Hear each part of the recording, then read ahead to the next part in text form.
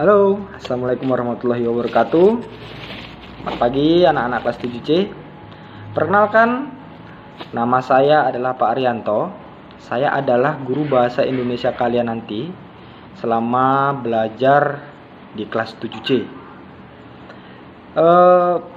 Pada pembelajaran daring nantinya, kita akan belajar melalui ruang guru di kelas 7C ini.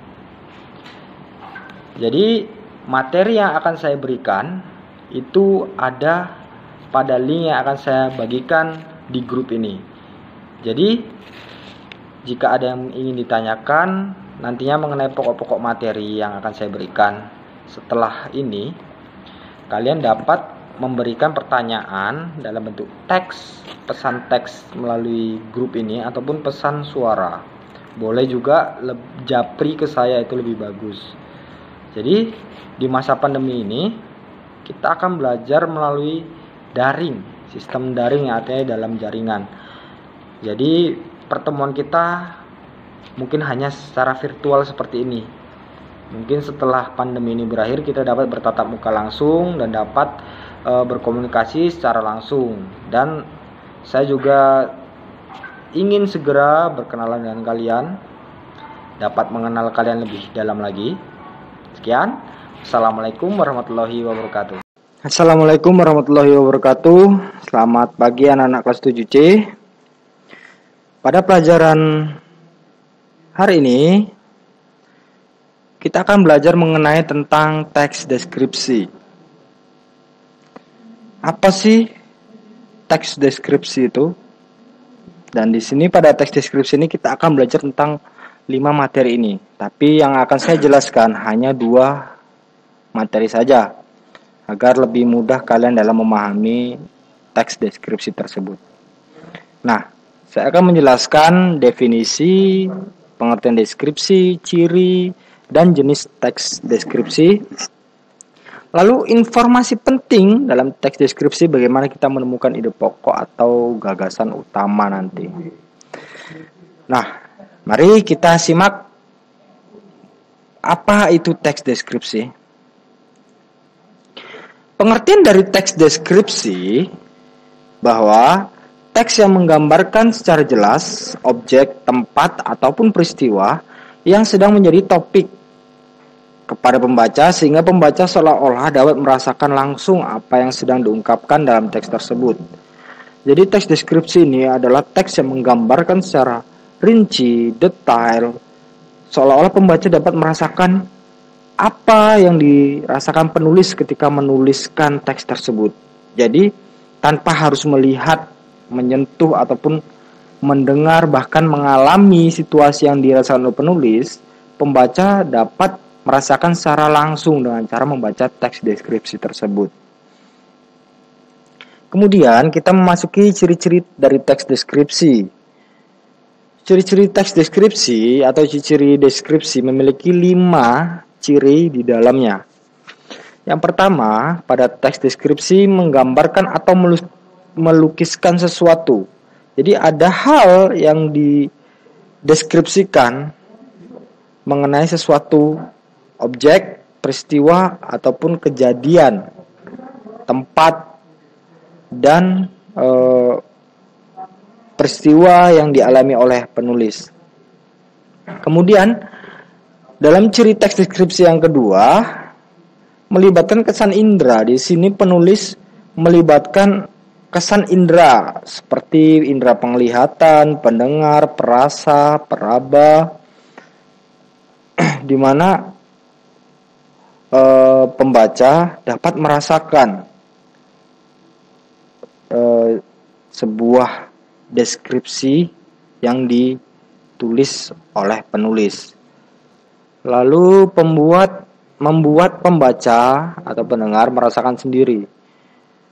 Seperti yang saya jelaskan di awal tadi, pembaca tidak mesti merasakan, melihat, atau bahkan mengalaminya langsung. Dengan membaca hasil teks deskripsi dari penulis, pembaca dapat membayangkan seolah-olah bahkan merasakan apa yang sedang terjadi dengan cara membaca teks deskripsi tersebut. Kemudian teks deskripsi memiliki kata baku dan ilmiah.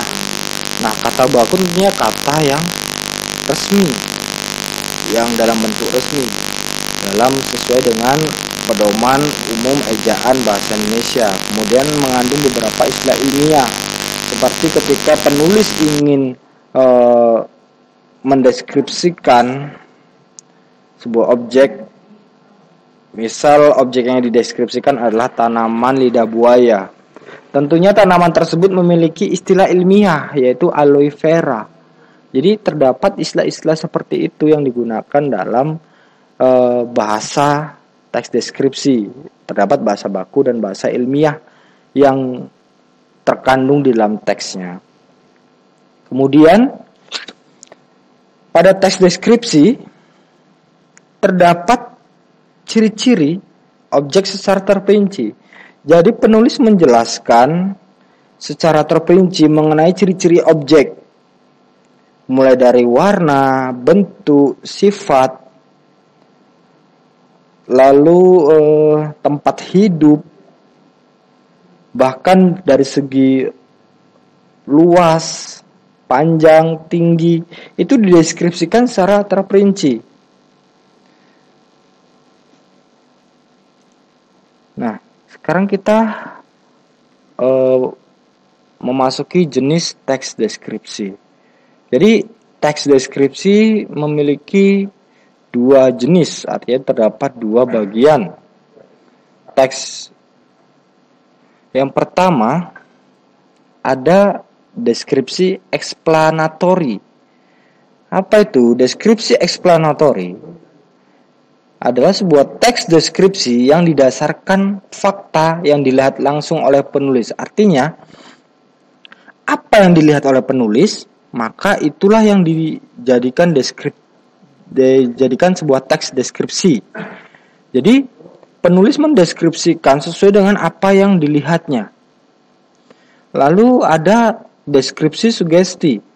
Pada deskripsi sugesti ini, penulis biasanya mendeskripsikan tempat atau bidang spasial, benda, waktu, ataupun orang. Jadi deskripsi ini tidak terbatas oleh satu objek saja, tapi banyak objek yang bisa dideskripsikan. Kemudian kita memasuki materi selanjutnya. Bagaimana kita menemukan informasi penting di dalam sebuah teks deskripsi? Hal yang pertama kalian harus lakukan adalah yang pertama membaca keseluruhan teks deskripsi. Tidak mungkin kita mampu menemukan informasi-informasi penting yang terkandung dalam sebuah teks tersebut tanpa membaca keseluruhan isi teks. Dari hasil membaca tersebut, tentunya kita memahami apa isi teks tersebut. Setelah kita melakukan pemahaman dari teks tersebut, kita dapat menemukan ide pokok pada setiap paragraf yang ada di dalam teks deskripsi. Apa saja hal itu?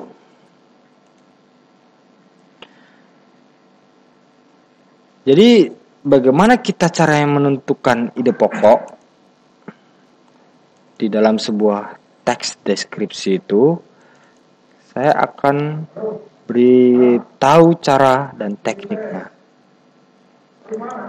Nah, kita memulai dulu apa ide pokok. Karena kita harus menemukan ide pokok tadi kan. Jadi ide pokok atau ide gagasan atau sebuah gagasan yang menjadi pokok pengembangan paragraf. Jadi ide pokok itu adalah kemunculan atau sebuah kalimat, sebuah pernyataan yang dapat dijadikan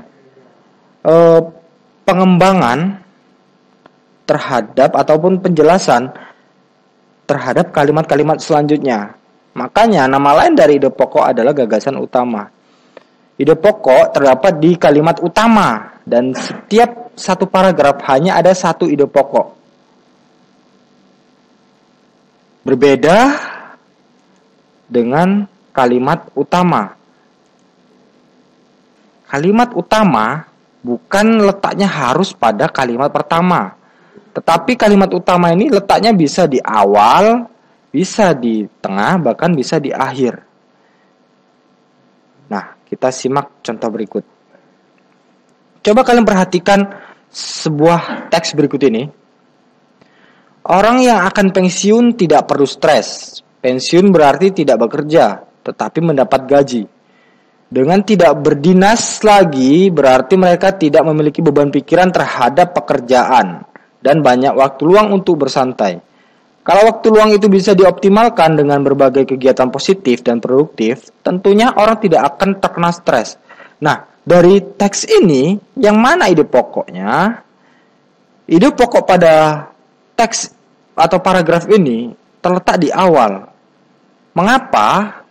Karena terdapat kalimat penjelas yang dapat menjelaskan ide pokok atau gagasan utamanya. Bisa juga letaknya di akhir apabila dia mengikuti pola induktif. Tapi itu nanti akan saya ajarkan bagaimana paragraf deduktif dan induktif. Mengapa demikian? Kalau kita analisis pada contoh tadi, fungsi mereka hanya sebagai penjelas dari kalimat utama. Nih, kita lihat.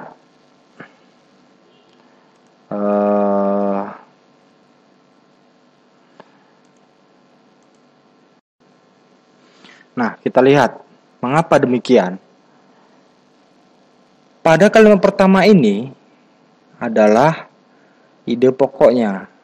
Kenapa? Karena dari kalimat pertama ini atau ide pokok ini dapat dijelaskan penjelasan mengenai gagasan. Jadi gagasan atau ide pokok itu adalah di mana kalimat tersebut dapat memunculkan penjelasan-penjelasan selanjutnya. Jadi tidak mesti gagasan utama atau ide pokok ini letaknya pada kalimat pertama. Bisa juga letaknya di akhir ataupun di tengah. Tergantung ada berapa gagasan yang terkandung di dalam satu paragraf.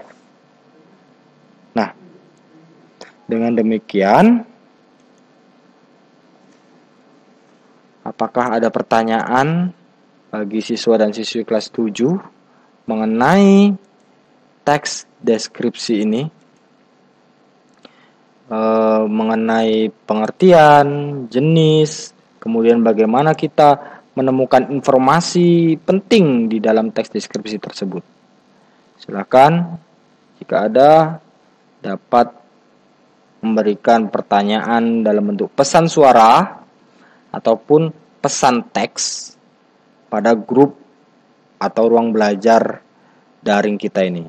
Sekian, saya akhiri. Wabillahi taufiq wal hidayah. Wassalamualaikum warahmatullahi wabarakatuh.